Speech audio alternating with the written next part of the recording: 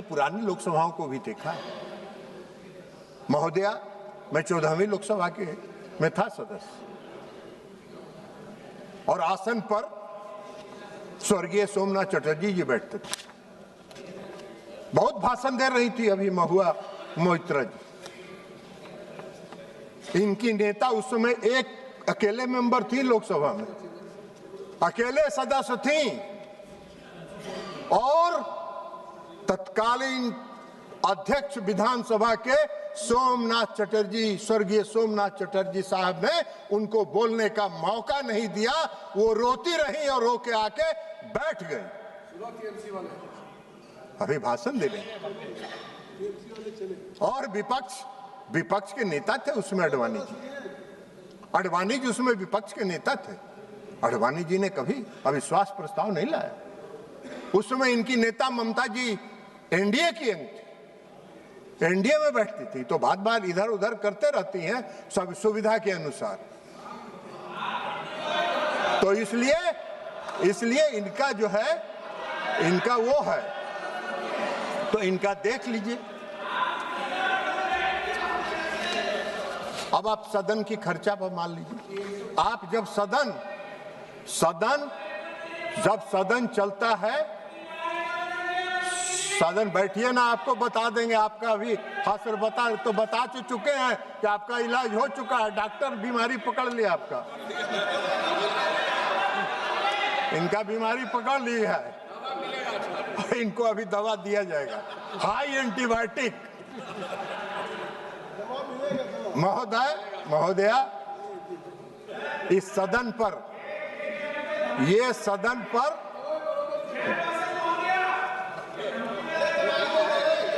अरे हम दवाई दे रहे हैं, धमकी कहाँ दे रहे हैं? हम आपको बीमारी के लिए दवा कह रहे हैं, हम आपको दवा देंगे, हम दवा देंगे आपको बढ़िया हाई एंटीबायोटिक, आपकी बीमारी सब दूर हो जाएगी। महोदया, यह सदन जब चलता है तो 2.5 लाख रुपया प्रति मिनट सदन पर खर्च होता है, प्रति घंटा 1.5 करोड़ रुपए खर्च होता है, और प्रतिदिन 9 करोड़ रुपए का खर्च है। ये पैसा किसका है? ये पैसा किसका है? न सत्ता का है न विपक्ष का है। ये इस देश की जनता के मेहनत की कमाई है, जिसका आप दुरुपयोग कर रहे हैं, उसका मजाक उड़ा रहे हैं सदन के काम में व्यवधान डालकर। जनता के खून पसीना के साथ इस तरह का खिलवाड़ मत करिए।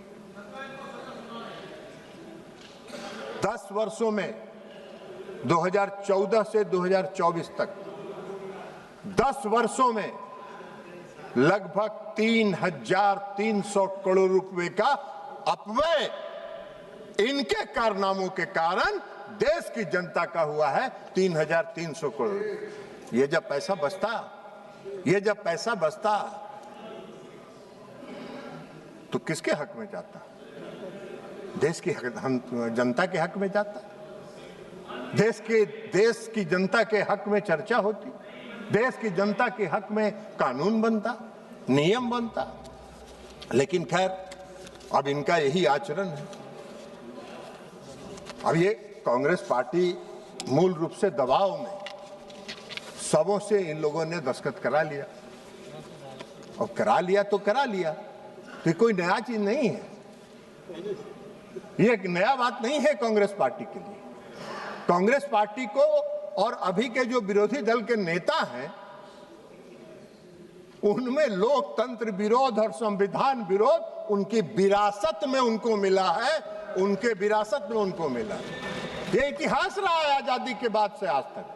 कांग्रेस पार्टी ने इस संविधान को तार-तार करने का काम एक बार नहीं, सैकड़ों बार इन्होंने प्रयास करने किया है।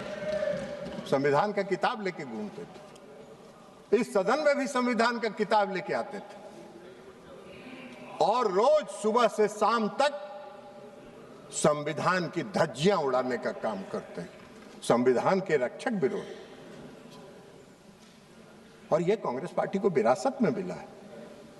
कांग्रेस पार्टी की विरासत में है लोकतंत्र को, संवैधानिक संस्थाओं को जितना कमजोर किया जाए उतना इनको खुशी होती है, उतना ही इनको खुशी होती है। अब ये क्या करते हैं, राष्ट्रपति का अभिभाषण होता है संयुक्त अधिवेशन, उसमें भी व्यवधान करते हैं, उसमें भी व्यवधान करने का काम करते हैं। आज तक का इतिहास नहीं रहा। महामहिम राष्ट्रपति इस देश के गौरव है, इस देश का सम्मान है। और यह भी बोल रहे हैं बीच से पीछे से, दादा उस महामहिम राष्ट्रपति का और महिला का अपमान जो अभी पश्चिम बंगाल में हुआ है, आपको शर्म आने के बजाय आप उस पर व्यंग कर रहे हैं। यही तो है आपका, एक आदिवासी का, एक महिला का जो इस देश की राष्ट्रपति है, वो आपके प्रदेश में जाती हैं, आपकी सरकार उनका अपमान करती है। ये तुष्टीकरण है, ये आपका काम करता है।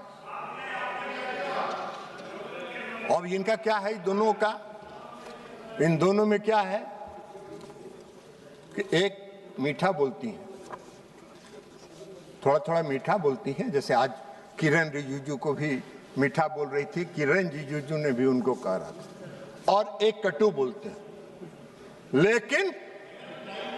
लेकिन दोनों बैठ के स्ट्रेटजी बनाते हैं और स्ट्रेटजी को यहाँ उसका पालन सदन के अंदर करवाते हैं। ये दोनों मिले रहते, ये स्ट्रेटजिकली करते हैं, एक मीठा बोलना, एक आक्रामक रहना।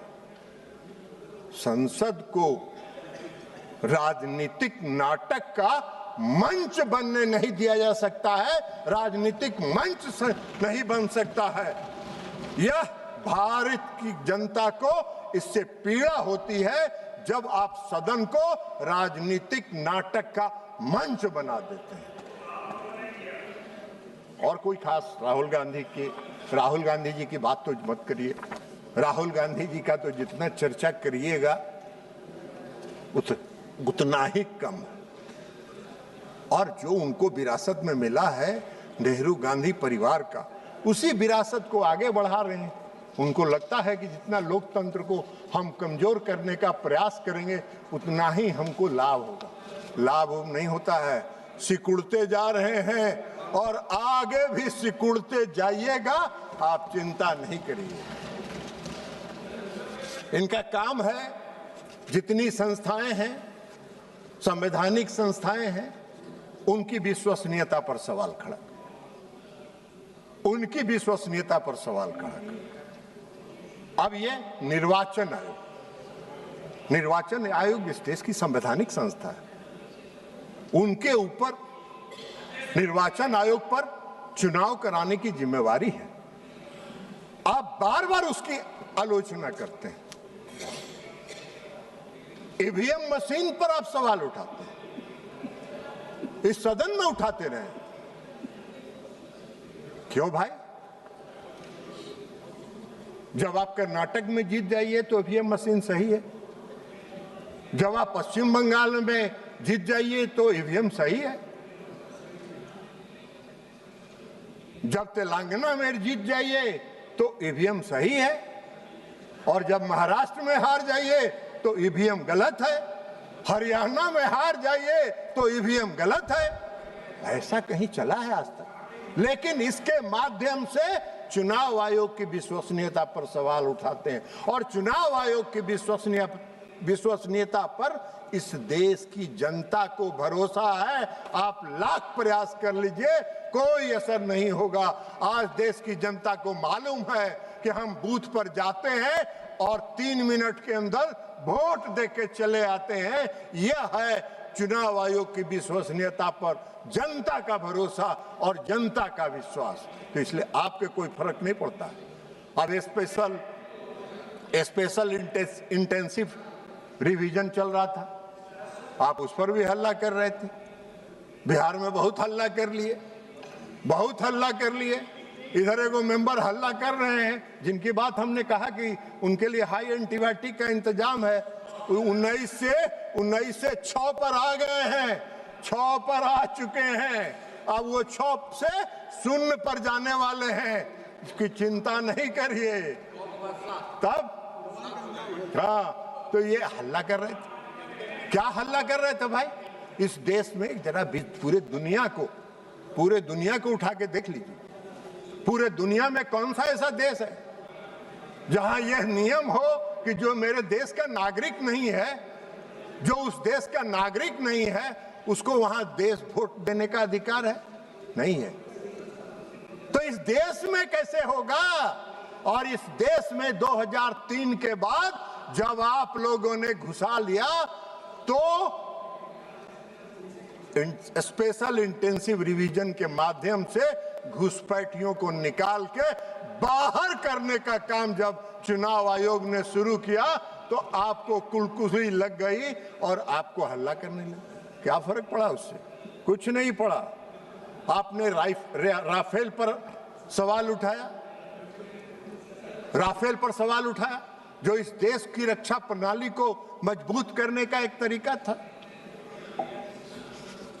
अब ये किरण रिजिजू जी बता चुके हैं कि 2018 में किस तरह के प्रधानमंत्री को गले लगा लिए थे और जाते जाते किस तरह फ्लाइंग किस दे रहे थे, हाक मार रहे थे। यही तो विरोधी दल के नेता है। इस देश ने ऐसे विरोधी दल की नेता कल्पना नहीं की थी।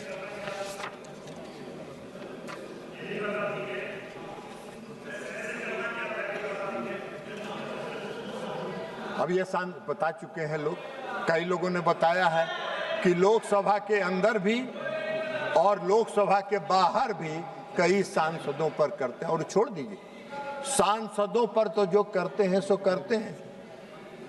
लोकसभा के माननीय अध्यक्ष के खिलाफ भी सदन से बाहर जाके मीडिया में टिप्पणी देने का काम करते हैं, मीडिया में टिप्पणी देने का काम करते हैं।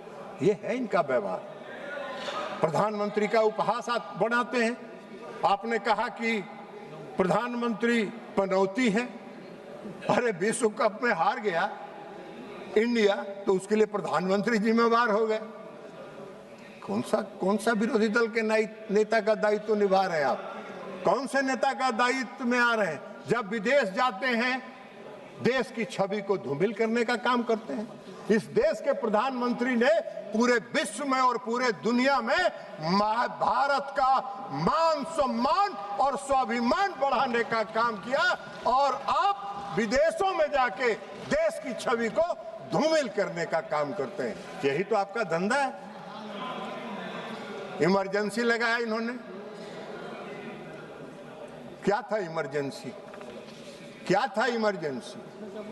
1975 में जब इमरजेंसी लगाया इन्होंने, जब राजनारायण जी इलाहाबाद हाईकोर्ट से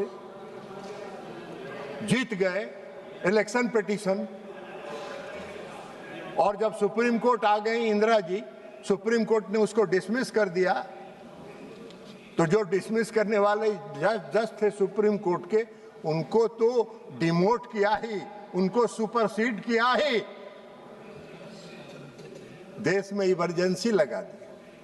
और इमरजेंसी के दौरान संविधान में संशोधन करके 5 साल के कार्यकाल को 6 वर्ष तक कार्यकाल बढ़ाने का काम, संविधान में संशोधन करने का काम। लोकतंत्र को तो खत्म कर रहे थे आप। तो लोकतंत्र को तार तार फाड़ के फेंक रहे थे। आप क्या बात करिएगा मर्यादा की और नियम की और परिक्रमा प्रक्रिया की? आप तो लोकतंत्र विरोधी हैं। इमरजेंसी में क्या हुआ था? हम सब लोग उसके भुक्तभोगी रहे। हम लोग सलाखों के पीछे थे। हम लोग उस समय छात्र थे और सब अंदर थे। कोई पत्रकार, किसी को लिखने का नहीं, पत्रकार अंदर, वकील अंदर, जो भी बोलने वाले थे सबका बंद, कोई नहीं। पूरा नागरिकता का सब बंद था। अभी चल रहा है ना, ठीक। तो इसलिए ये सब उनका कारनामा है। अब इस कारनामों को तो वो बढ़ाते रहे हैं, अपनी विरासत को बढ़ाते हैं। 9.25 मामले में क्या हुआ था? सावानो मामले में, जब सावानो मामले में सुप्रीम कोर्ट ने फैसला दे दिया तो आनन फानन में तत्कालीन प्रधानमंत्री ने कानून बना के उस जजमेंट को निष्प्रभावी कर देने का काम किया और इस देश में तुष्टीकरण की राजनीति को बढ़ावा देने का काम किया। ये आपका धंधा रहा। 356 का इस्तेमाल, जैसे लोग कपड़ा बदलते हैं ना, वैसे ही 356 का इस्तेमाल ये करते थे। अभी बैठे हुए चले गए डीएमके के सभी साथी। करुणानिधि जी की सरकार थी, तमिलनाडु में बहुमत की सरकार थी, बर्खास्त कर दिया, करुणानिधि जी को जेल के अंदर पहुंचा दिया। फिर भी अब वो बैठे हुए हैं, क्या करेंगे? राजनीतिक मजबूरी है, तो राजनीतिक मजबूरी में बैठे हुए हैं तो उसका लाभ उठाएं। यहाँ पर प्रधानमंत्री को राष्ट्रपति के अभिभाषण के सामने हम लोगों ने चश्मदीद गवाह हैं, वहां से बैठ के इंस्टिगेट किया जाता था, नक्शा बना के दिया गया और सभी महिला सांसदों को घेरा बना के प्रधानमंत्री की कुर्सी को घेर लेने का काम किया। क्या है ये भाई? ये क्या है? आज तक के लोकतंत्र और संसद के इतिहास में ऐसी घटना नहीं हुई जैसी घटना आपने यहाँ काम करने का काम किया। तो ये आपका है।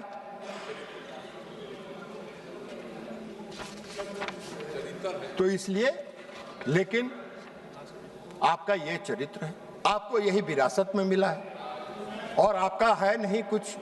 आप तो कुछ अब जानते भी नहीं है, कुछ जानकारी भी नहीं है, अपनी संतुष्टि के लिए करते रहते हैं। सदन में बोलते हैं, जब अध्यक्ष बैठे रहते हैं तो पीठ अध्यक्ष की तरह करके किसी से बात करते रहते हैं, किसी से गप करते रहते हैं। यही तो आपका आचरण है। तो न सदन के नियम, न प्रक्रिया, न परंपरा, किसी चीज से आपको कोई मतलब नहीं है। लेकिन सभापति महोदया, मैंने कहा कि ये लोकसभा के अध्यक्ष के खिलाफ जो यह संकल्प, अविश्वास का संकल्प लाया गया है, ये उन पर दबाव बनाने के लिए लाया गया है। वास्तव में अगर मेरी राय पूछिएगा तो लोकसभा के अध्यक्ष के खिलाफ अविश्वास के बदले विरोधी दल के नेता के खिलाफ अविश्वास का संकल्प सदन में पेश होना चाहिए।